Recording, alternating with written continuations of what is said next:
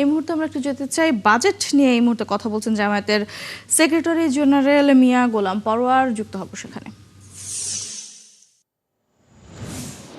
সেটার উপর একটা প্রতিক্রিয়া তো ছোট্ট 10 মিনিটে শতভাগ হক আদায় করা যায় না। এই জন্য আমি খেয়াল করব কথা বলার ক্ষেত্রে যে টাকার অঙ্ক আর স্ট্যাটিস্টিক্স তথ্যের মধ্যে ঘুরতে ঘুরতে বাজেটের মূল কাঠামোগত বৈশিষ্ট্যগত জাতির এবং নাগরিকদের সাথে বাজেটের কি রিলেশন হবে সেই মন্তব্যটা আমরা অনেক সময় হারিয়ে যাই। এই জন্য টাকার অঙ্ক আর পরিসংখ্যানের মধ্যে আমরা ডুবে যাব না। সেগুলো আপনাদের কাছে আছে, আপনাদের কাছে বাজেট বক্তব্যের কপি আছে, জামাতের ছায়া বাজেট বক্তব্যের কপি আছে, আজকের সংবাদপত্রগুলোতে বাজেটের অনেক অ্যানালাইসিস আছে। ফলে আমরা এই সমস্ত টাকার অঙ্ককে আমরা রিপিটেডলি বারবার বলবো না। এখানে আমরা সাংবাদিক সম্মেলনের বক্তব্যটা এইভাবেই আমি সাজাবো, সেই জন্য একটু আগে বলে নিলাম। আলহামদুলিল্লাহ, বিসমিল্লাহির রহমানির রহিম। আমার প্রথম কথা হচ্ছে যে এই বাজেট 26-27 সালের বাজেটের প্রধান দুর্বলতা হচ্ছে যে এটা একটা বিশাল ধরনের ঘাটতি বাজেট হয়েছে। হ্যাঁ, ঘাটতি বাজেট আমাদের দেশের বাজেটের একটা ট্রেডিশন, কিন্তু সেটার একটা মাত্রা থাকে।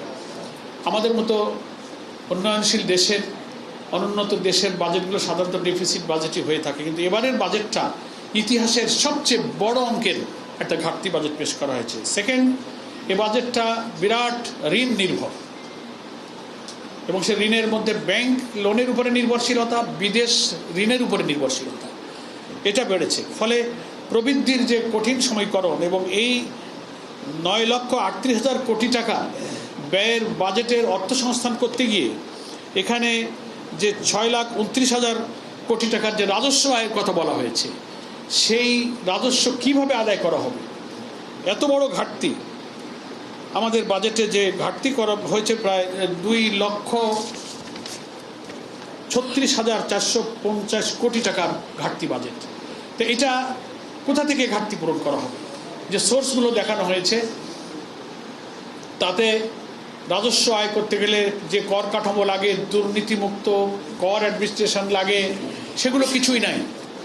অর্থমন্ত্রী খুব টেকনিক্যালি একটা কথা বলেছেন, মানে কর বৃদ্ধি যে করা হয়েছে, যেগুলো সাধারণ নাগরিক জীবনে, গার্মেন্টস শিল্পের উপরে অন্য জায়গায় ইফেক্ট করবে, ভাষার সলচাতুরি ওনারা বলেছেন যে আমরা করের উৎস বাড়াচ্ছি, করের জাল তৈরি করে নাগরিক জীবনে এটার যে প্রেশার, প্রভাবটাকে ওনারা শব্দ প্রয়োগের মাধ্যমে সেই চালাকি করে কর বৃদ্ধির জায়গাগুলো এড়িয়ে যাওয়ার চেষ্টা করেছেন। সেটা এই বাজেটের একটা বড় বৈশিষ্ট্য, যে এত বড় ঘাটতি বাজেটের ব্যয় সংকুলান, ব্যাংক লোন করা হবে, তাতে আমার কর্মসংস্থান, আমাদের বিনিয়োগ, বেসরকারি বিনিয়োগ তো অটোমেটিক্যালি কমে যাবে। ব্যাংক থেকে যদি লোন নিয়ে যায় গভর্নমেন্ট, তাহলে প্রাইভেট সেক্টরে গভর্নমেন্ট কিন্তু ইনভেস্ট করতে পারবে না। বাজেট নিয়ে প্রতিক্রিয়া জানাচ্ছিলেন জামায়াতে ইসলামের সেক্রেটারি জেনারেল মিয়া গোলাম পরোয়ার। আমরা সরাসরি ছিলাম সেখানে।